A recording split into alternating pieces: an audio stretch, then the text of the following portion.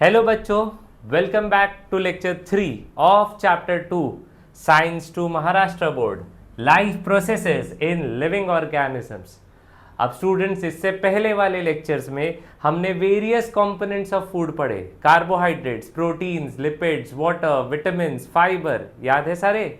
हमने एक रेस्पिरेशन का पार्ट डिस्कस किया था जहां पे हमने बताया था रेस्पिरेशन का इंपॉर्टेंस क्या है, ऑक्सीडेशन ऑफ फूड कैसे करता है। अगर आपने अब तक वो लेक्चर्स नहीं देखे हैं तो पहले उन्हें देखिए। चैनल को अब तक सब्सक्राइब नहीं किया तो प्लीज़ कर लीजिए, हमें मोटिवेशन मिलता है ऐसे और वीडियोस बनाने के लिए। चलो शुरू करते हैं ये लेक्चर। अब इस लेक्चर में हम लोग डिस्कस करेंगे एरोबिक रेस्पिरेशन। अब जब एरोबिक रेस्पिरेशन की बात करते हैं, हमने पहले पढ़ के रखा है कि सेल जब डाइजेस्टिव सिस्टम से फूड डाइजेस्ट होता है तो वो ब्लड के थ्रू सेल के पास आता है और रेस्पिरेशन के थ्रू हम ऑक्सीजन को सेल तक पहुंचाते हैं और ये दोनों ऑक्सीडेशन ऑफ फूड करके हमको एनर्जी देने का काम करते हैं। ये हमने पिछले लेक्चर्स में समझ लिया। तो एक बार वापस देख लेते हैं। देखो, सिंपलेस्ट कार्बोहाइड्रेट क्या होता है? Glucose. It's a 6 carbon structure, C6H12O6। तो उसको रिप्रेजेंट कर दिया मैंने ऐसे 6 बार C लिख के। अब ये हमको डाइजेस्टिव सिस्टम से मिलेगा, हमको रेस्पिरेटरी सिस्टम से क्या मिलेगा? ऑक्सीजन मॉलिक्यूल्स, जो इस ग्लूकोज को ऑक्सीडाइज करेंगे और रिलीज करेंगे energy. Energy for what? Energy to do work, right. अब हम एनर्जी की जब बात करते हैं तो जो एनर्जी प्रोड्यूस होता है वो 2 फॉर्म्स में होता है। एक को बोलते हैं डायरेक्ट एनर्जी और ऑब्वियसली दूसरे को क्या कहलाया जाएगा? Indirect energy. तो जब हम डायरेक्ट एनर्जी की बात करते हैं, direct energy in simple words is like cash. आप कोई शॉप पे गए, आपने कैश दिया, आपने सामान लिया। इसी तरीके से डायरेक्ट एनर्जी सेल के अंदर कैसे है? इट इज लाइक कैश, वो तुरंत उस एक्टिविटी को करने में हेल्प करेगा। So direct energy is like cash which the cell can spend immediately to do various activities. अब ऐसा क्या होता है? ऐसा डायरेक्ट एनर्जी हमारे सेल में क्या बनता है? It is an energy rich compound. आपने ये नाम लोअर स्टैंडर्ड्स में पहले सुना है। That energy rich compound is called as adenosine triphosphate. तुमको उसका शॉर्ट फॉर्म पता है क्या है? ATP। So this acts like currency, cash, to immediately do that particular activity. So ATP is called as the energy currency of the cell, which allows the cell to do any activity immediately. तो अगर ये समझ में आता है तो आ जाओ text book में। याद है हमारे लेक्चर्स का रूल, टेक्स्ट बुक और पेंसिल। तो जल्दी से आ जाओ टेक्स्ट बुक पे, पेज नंबर 14 पे। ये डायग्राम वहां पे लोअर साइड में टेक्स्ट बुक में दिया होगा। ये मे भी आपको ड्रॉ करने के लिए नहीं आए, लेकिन लेबलिंग के लिए पूछा जा सकता है। देखो यहाँ पे ATP का फॉर्मूला है एडिनोसाइन ट्राइफॉस्फेट, 3 फॉस्फेट मॉलिक्यूल्स। देखो 1, 2 और 3। यहाँ पे आपको दिख रहा है राइबोज, शुगर एंड एडेनाइन। तो ये सारे मिला के बनाते हैं ATP। और ये ATP is like a full battery, 100% charge battery. It is the energy currency of the cell. जब ये एनर्जी रिलीज करता है तो ATP breaks down to ADP, adenosine diphosphate, and the energy is release to do various activities. आपको इनमें से कोई भी ब्लैंक बन के पूछ सकते हैं, इसलिए आपको ये डायग्राम अच्छे से देख लेना है, ठीक है। अब इनडायरेक्ट एनर्जी पे आ जाता है। इनडायरेक्ट एनर्जी कैसा है? Indirect energy is like a cheque. मैंने आपसे कोई चीज खरीदी, मैंने आपको उसका चेक पकड़ा दिया एक अमाउंट साइन करके, राइट। अगर आप पूछो तो मैंने आपको पेमेंट किया है, लेकिन क्या आपको पेमेंट मिल गया है? नहीं, अभी एक स्टेप ऐड हो गया है। अब आपको इस चेक को बैंक में जाके डिपॉजिट करना पड़ेगा। जब वो बैंक अकाउंट में रिफ्लेक्ट होगा तब आपके ट्रांजैक्शन को कंप्लीट माना जाएगा। तो this is called as indirect energy. अब हमारी बॉडी में ये इनडायरेक्ट एनर्जी कैसा है? It is like cheque which the cell can not spend directly, उसको कन्वर्ट करना पड़ेगा। इट इज अरेंज्ड और it is created in the form of coenzymes.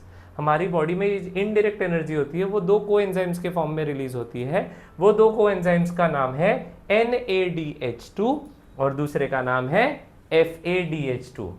Text book में पेज नंबर 14 पे ही ये ऑलवेज रिमेंबर वाला बॉक्स है, इसमें NAD और FAD का फुल फॉर्म दिया हुआ है। जल्दी से मार्क कर दो, निकोटिन अमाइड एडिनाइन डाइन्यूक्लियोटाइड और फ्लैविन एडिनाइन डाइन्यूक्लियोटाइड। एग्जाम में 2 मार्क के लिए पूछ लिया, फुल फॉर्म लिखो, मार्क्स ले जाओ।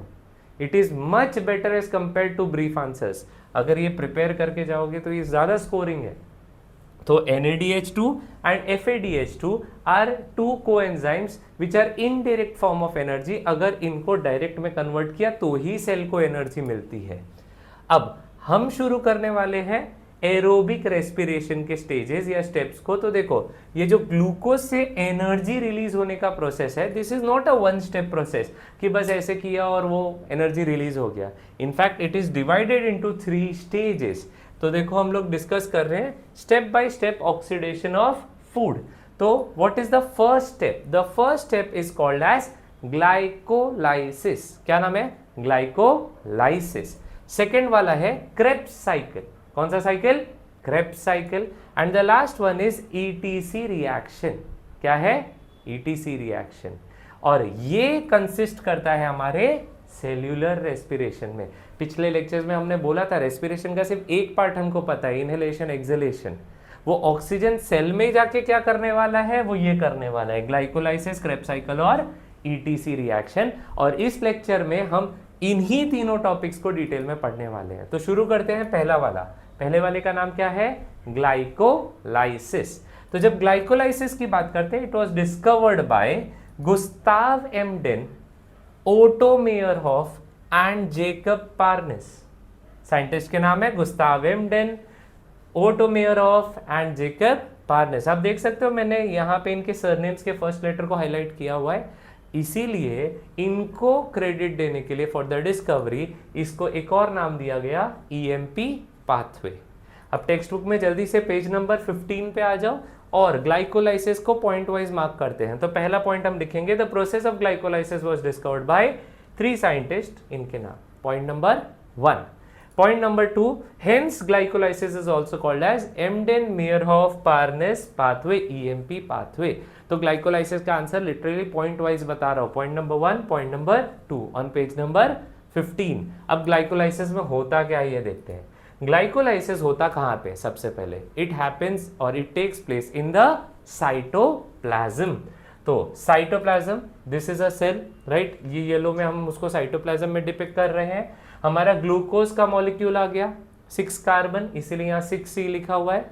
अब 1 molecule of glucose is broken down to 2 molecules of pyruvic acid. How many molecules? 2 molecules of pyruvic acid. देख रहे हो? This is a 3 carbon structure. So ऐसे 1 6 carbon structure is broken down to 2 3 carbon structures. This is the first step of glycolysis.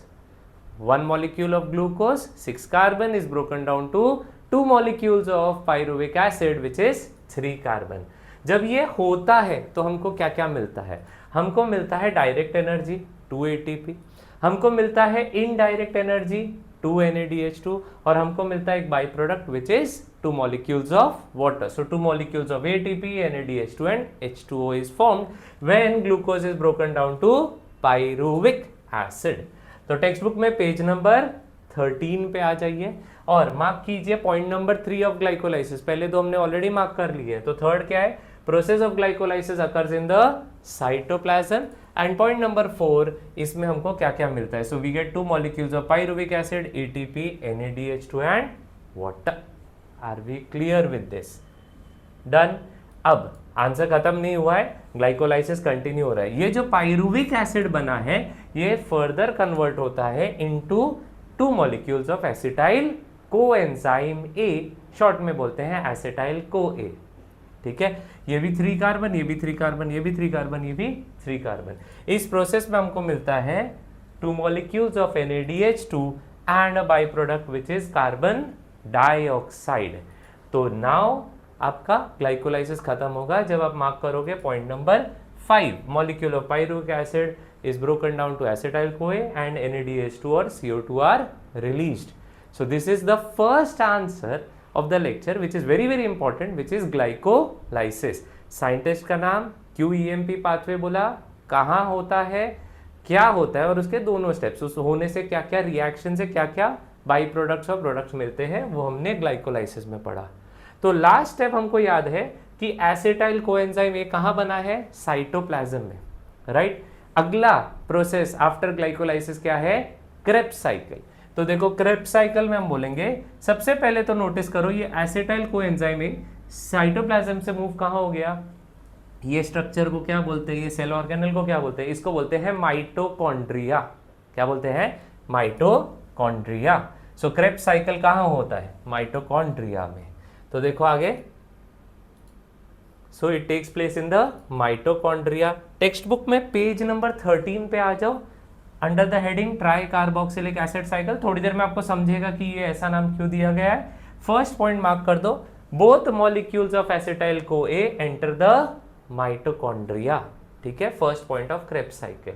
अब ये दो है, हम दोनों में से किसी एक को एक्सप्लेन कर देंगे तो दोनों के लिए सेम अप्लाई हो जाता है, तो एक को हटा देते हैं।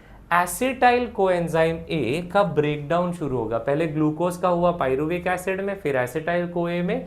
अब एसिटाइल कोएंजाइम ए टूटेगा और एक सीरीज ऑफ रिएक्शंस होते हैं क्रेब्स साइकिल में जिसमें ये ब्रेकडाउन होगा और पहला प्रोडक्ट जो बनता है वो होता है सिट्रिक एसिड। कौन सा एसिड?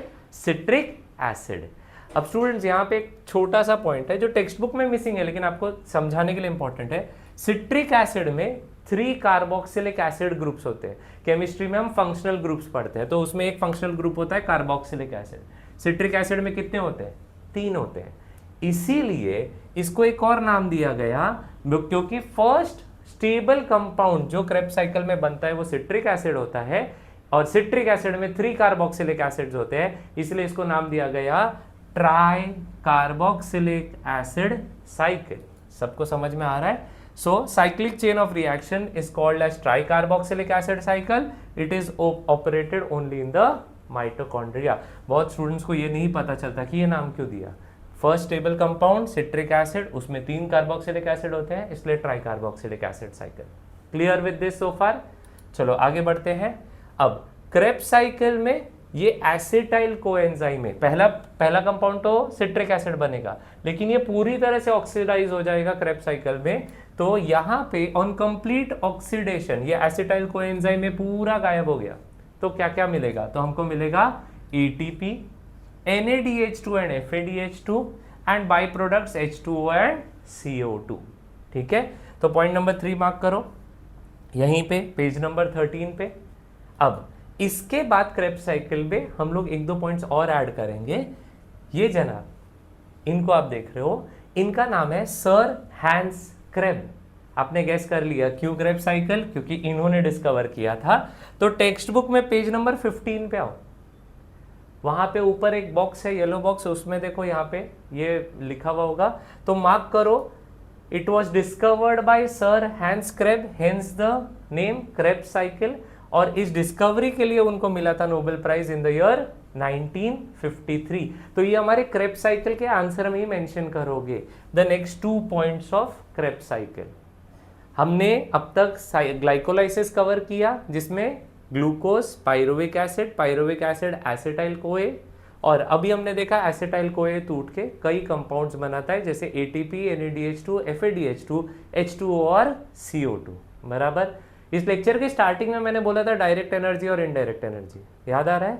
डायरेक्ट एनर्जी तो सेल तुरंत यूज कर सकता है इन द फॉर्म ऑफ ATP, लेकिन indirect energy which was NADH2 and FADH2, इसको तो कन्वर्ट करना पड़ेगा डायरेक्ट में, मतलब ATP में। That is where the third reaction takes place which is ETC reaction. कौन सा रिएक्शन? ETC reaction. अब ये ETC रिएक्शन होने से पहले लास्ट क्या बना था? वो इनडायरेक्ट एनर्जी NADH2 और FADH2, और कहां बना था? माइटोकॉन्ड्रिया के अंदर। तो चलो टेक्स्ट बुक में पेज नंबर 14 पे आओ।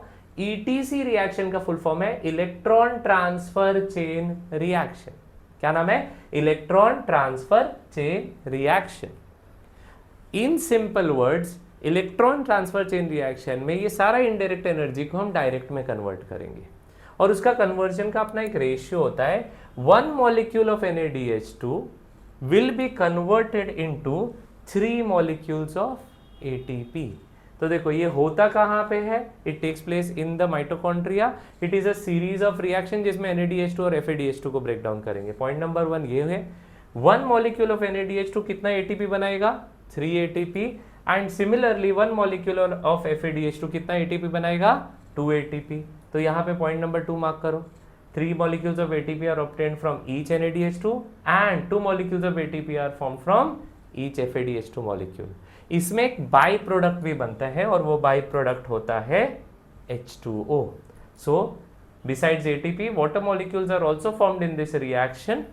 एंड हमने पहले ही बोला था कि ETC रिएक्शन कहाँ पे होता है, माइटोकॉन्ड्रिया के अंदर।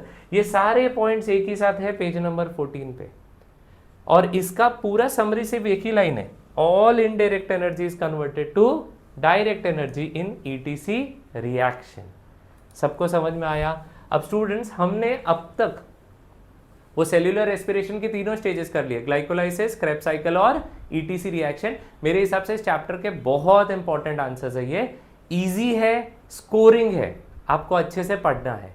अब इस लेक्चर को समराइज करने से पहले हम लोग ने अब तक जो किया उसकी समरी यहाँ पे ला रहा हूं मैं, कि हमने देखे 3 मेजर कंपोनेंट्स ऑफ फूड जिससे एनर्जी मिलती है, वो थे लिपिड्स, कार्बोहाइड्रेट्स और प्रोटीन्स। लिपिड्स हमको देता था 9 किलो कैलोरी और ये दोनों दे रहे थे 4 किलो कैलोरी एनर्जी। बट हम लोग प्राइमरी सोर्स ऑफ एनर्जी किसको देखते हैं, कार्बोहाइड्रेट्स को, बराबर। और इसको हम ऐसे समराइज कर देते हैं, कार्बोहाइड्रेट में पहले क्या होगा, ग्लाइकोलाइसिस। ग्लाइकोलाइसिस से क्या बनेगा, पाइरुविक एसिड। फिर ये पाइरुविक एसिड क्या बनाएगा, एसिटाइल कोएंजाइम में। फिर ये जाएगा क्रेब्स साइकिल में। फिर ETC रिएक्शन की वजह से बाई प्रोडक्ट के साथ क्या रिलीज होगा, एनर्जी, डायरेक्ट और इनडायरेक्ट, जो कन्वर्ट हो जाएगा डायरेक्ट में।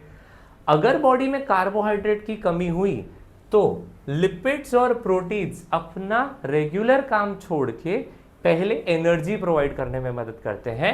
तो लिपिड्स टूटता है और बनता है फैटी एसिड, और प्रोटीन्स टूट के बनते हैं अमीनो एसिड्स, और ये दोनों एसिटाइल कोएंजाइम A बनाते हैं, और यहां से वो जर्नी सेम हो जाती है। So fatty acid acetyl coenzyme A बनाएगा, फिर क्रेब्स साइकिल और एनर्जी रिलीज। बट ये स्पेशल सिचुएशन में होगा जब बॉडी में कार्बोहाइड्रेट्स की कमी होगी। Are we clear with this? अब स्टूडेंट्स, इस लेक्चर में हमने 3 इंपॉर्टेंट आंसर्स कवर किए, glycolysis, Krebs cycle, ETC reaction, right. Channel subscribe करना है तो यहां पे है।